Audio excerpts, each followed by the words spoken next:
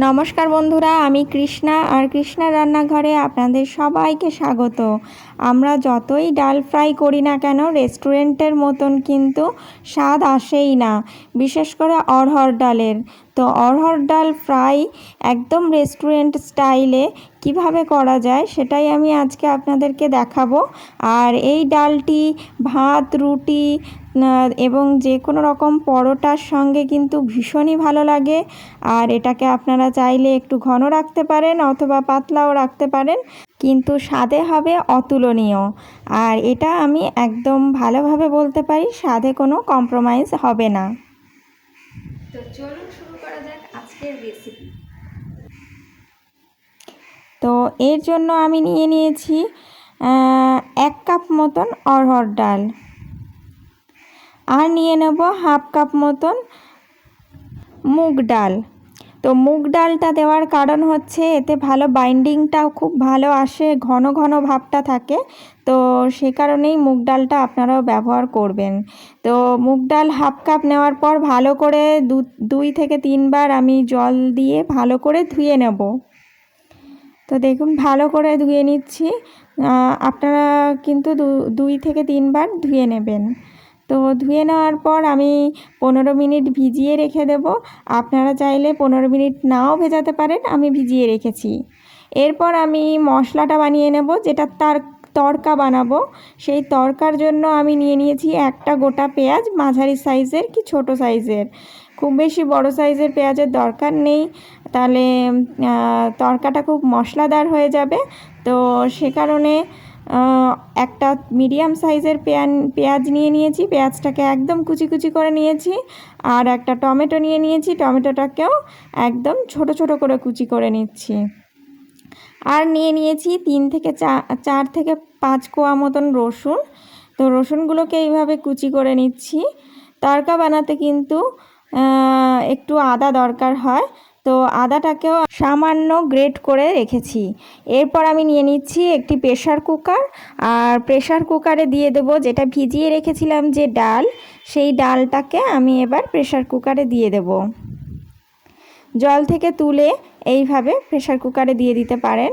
তো আমি প্রেশার কুকারে ডালগুলোকে দিয়ে দিচ্ছি, আর দিয়ে দিচ্ছি ডালের ঠিক ওপরে ডালটা ডুববে এরকমভাবে জলটা দিচ্ছি। খুব বেশি জল দেওয়ার দরকার নেই, ডালটা যাতে ডুবে যায় এবং তার উপরে একটু জল থাকবে।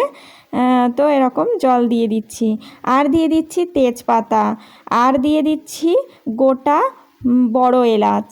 তো বড় এলাচটাকেও দিয়ে দেবো, এতে কিন্তু এই ডালের সুন্দর একটা সেন্ট বেরোয়, আর ডালের টেস্টটাও বহুগুণ বাড়িয়ে দেয়। তো যেহেতু ডালে গরম মশলা ব্যবহার করে না, তো এই গোটা বড় এলাচের কিন্তু এখানে খুবই গুরুত্ব রয়েছে। এরপর নিয়ে নেব তড়কা বাটি, একটা তড়কা করা একটা ননস্টিকের বাটি নিয়ে নিচ্ছি, আর বাটিতেই আমি তড়কাটা করব। এর জন্য আমি নিয়ে নিচ্ছি একটু সরষের তেল,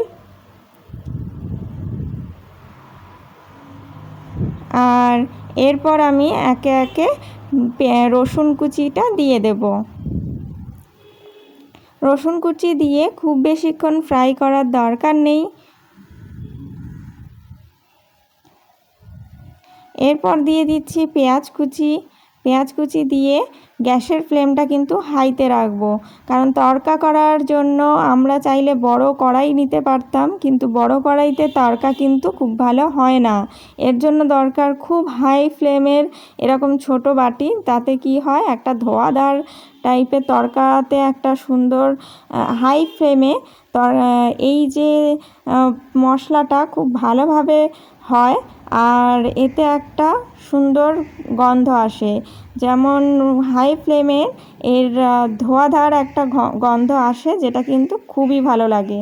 তো এদিকে প্রেশার কুকারে 2টো সিটি দিয়ে দিয়েছে, আমি আরেকটা সিটি দিয়ে দেব, আরেকটা সিটি দেওয়ার পর নামিয়ে দেব। আর এদিকে দিয়ে দিচ্ছি পেঁয়াজ দেওয়ার পর দিয়ে দিচ্ছি টমেটো কুচি, আর দিয়ে দিচ্ছি আদা, গ্রেট করে রাখা আদাটাকেও দেওয়ার পর আমি ভালো করে এইভাবে নাড়িয়ে নেব।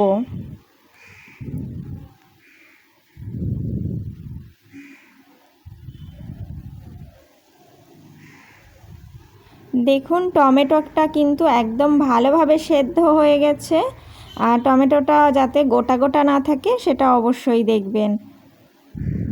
আর এই বাটি নেওয়ার কারণে কিন্তু যেটা হয় সেটা হচ্ছে হাই ফ্লেমে যেহেতু এটা হয়, তার কারণে এটা একটা সেন্টটা অন্য রকম আসে, একটা ধোঁয়াধার মতন সেন্ট আসে।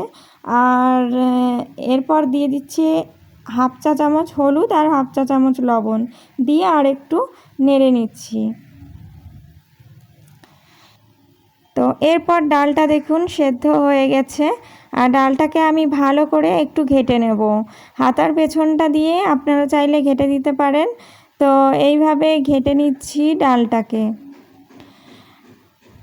ডালটা ভালোভাবে ঘেটে নেব, আর কিছুটা দানা দানা কিছুটা গোটা গোটা থাকবে।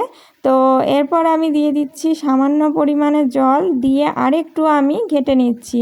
তাতে কী হবে, ডালটা আরও ভালোভাবে কিন্তু মিশে যাবে। আর খুব ভালোভাবে কিন্তু হয়ে গেছে মেশানো, আর ডালটাও খুব ভালো গলেও গেছে। এরপর আমি দিয়ে দিচ্ছি অল্প পরিমাণ জল, আর দিয়ে দেব 3 থেকে 4টে কাঁচা লঙ্কা। কাঁচা লঙ্কাটাকে চিড়ে দিয়ে দিয়েছি, আর জলটা আপনারা বুঝেই দেবেন। আপনারা যদি একটু ঘন করতে চান তবে জলটা একটু কম দেবেন, আর পাতলা করতে চাইলে একটু বেশি দেবেন। এরপর আমি 1 চা চামচ মতন লবণ দিয়ে দিয়েছি। ফুটতে শুরু করেছে, আর এরপর আমি তড়কাটা দিয়ে দেব। যখনই ডালটা ফুটতে শুরু করবে তড়কাটা দিয়ে দিতে হবে। তো তড়কাটা দেওয়ার পর আর একটু ঘেটে নেব, আর একটু ভালোভাবে নেড়ে চেড়ে আমি আর একটু ঘন করে নেব। তো দেখুন খুব ভালোভাবে ঘন হয়ে গেছে, আর তড়কাটা থেকে অসম্ভব সুন্দর একটা সেন্ট বেরোচ্ছে। তো এরপর আমি নামিয়ে নেব, কিন্তু সেকেন্ড তড়কা বানানো এখনও বাকি। এর উপরে আমি দিয়ে দেব আরেকটি তড়কা বানিয়ে, এর উপর আমি লাস্টে দিয়ে দেব। দেখুন খুব সুন্দর ঘন হয়েছে, আর অসম্ভব সুন্দর একটা গন্ধ বেরোচ্ছে। এরপর আমি দ্বিতীয় যে তড়কাটা বানাবো এবং এর উপরে দিয়ে দেব, সেটা কিন্তু খুবই গুরুত্বপূর্ণ। তো এর জন্য নিয়ে নিয়েছি আবার একটা এরকম তড়কা বাটি, আর এতে দিয়ে দিচ্ছি গোটা জিরে ফোড়ন। সর্ষের তেলও নিতে পারেন, এই জায়গাটায় আপনারা ঘিও নিতে পারেন। তো এরপর দিয়ে দিচ্ছি 3টে শুকনো লঙ্কা, আর দিয়ে দিচ্ছি 1 চা চামচ দানাদার হিং। তো হিংটা দিলে কিন্তু একটা খুব ভালো ফ্লেভার আসে, আপনারা দিয়ে ট্রাই করে দেখবেন, ভীষণ ভালো লাগে। তো এরপর আমি একদম গরম গরম এই তড়কাটা ডালের ওপরে দিয়ে দেব, দিয়ে একটু নেড়ে নেব। নেড়ে এবার আপনারা বাড়িতে গেস্ট আসলেও এইভাবে খুব সহজে এইভাবে ডাল ফ্রাই করে আপনারা পরিবেশন করতে পারেন। তো ভিডিওটি কেমন লাগলো অবশ্যই আমাকে জানাবেন কমেন্ট করে, আর আমার চ্যানেলটিকে সাবস্ক্রাইব করে পাশে থাকবেন। ভিডিওটি দেখার জন্য অসংখ্য ধন্যবাদ।